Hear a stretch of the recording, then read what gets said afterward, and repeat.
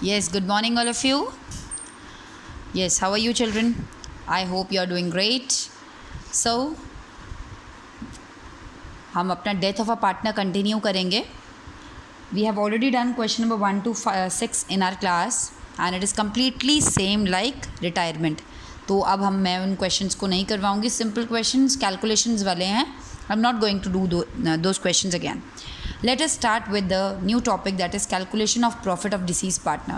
This is the only topic which is different from retirement, because in the case of retirement, partner is leaving the firm, he is going out, and in case of death also he is leaving the firm. But the minute difference is, retirement में he can come back for the settlement, but in the case of death he can't.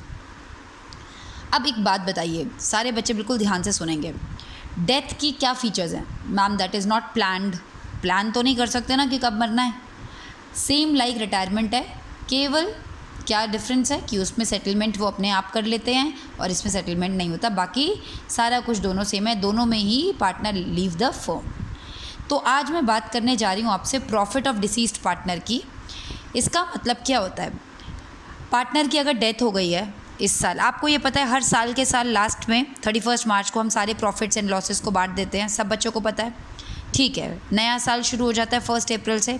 Unfortunately किसी को नहीं पता during the year कभी भी बीच में किसी की डेथ अगर हो जाए तो इसका मतलब तो ये बिल्कुल भी नहीं है कि उसने इस करंट फाइनेंशियल ईयर में कुछ काम नहीं किया. मैं आपको एक छोटा सा एग्जाम्पल देके बताती हूँ. ABC 3 पार्टनर्स थे, 1-1-1 में शेयर करते थे. ABC 3 पार्टनर्स थे, 1:1:1 में शेयर करते थे. 1 अप्रैल से इन्होंने अपना नया फाइनेंशियल ईयर स्टार्ट किया.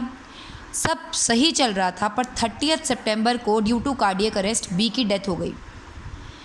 बी की डेथ हो जाती है 30 सितंबर को. अप्रैल, मई, जून, जुलाई, अगस्त, सितंबर 6 महीने काम करके बी चला गया.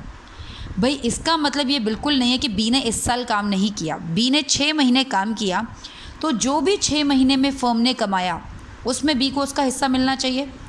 That you all know very clearly. Yes ma'am. अब ये कैसे पता चल रहा है कि 6 महीने में फर्म की एक्चुअल कमाई कितनी है? क्योंकि प्रॉफिट एंड लॉसेस तो हमें कब पता चलते हैं? 31 मार्च को पता चलते हैं. तो इन दैट केस हमारी डीड में कोई क्लॉज बना होगा कि अगर कभी कोई पार्टनर की डेथ हो जाती है तो ऐसे केस में आपने उतने पीरियड का प्रॉफिट कैसे निकालना है. आप मेरी बात समझ रहे हैं ना? 1 अप्रैल से 30 सितंबर उसने काम किया था, 6 महीने काम किया, मगर 6 महीने का एग्जैक्ट प्रॉफिट और लॉस हमारे पास नहीं है. हमें नहीं पता था कि किसी की डेथ हो जाएगी. हम तो अपना प्रॉफिट एंड लॉस 31 मार्च को निकालते, तो इन 6 महीने में हमें कोई आइडिया नहीं था. तो ऐसे केस में इन 6 महीने का प्रॉफिट कितना माने, क्या करें, तो इसके लिए पार्टनरशिप में एक क्लॉज होता है कि आपने उस प्रॉफिट को कितना एज्यूम करना है. तो हमारे पास 2 तरीके होते हैं. एक होता है टाइम बेसिस और एक होता है सेल्स बेसिस.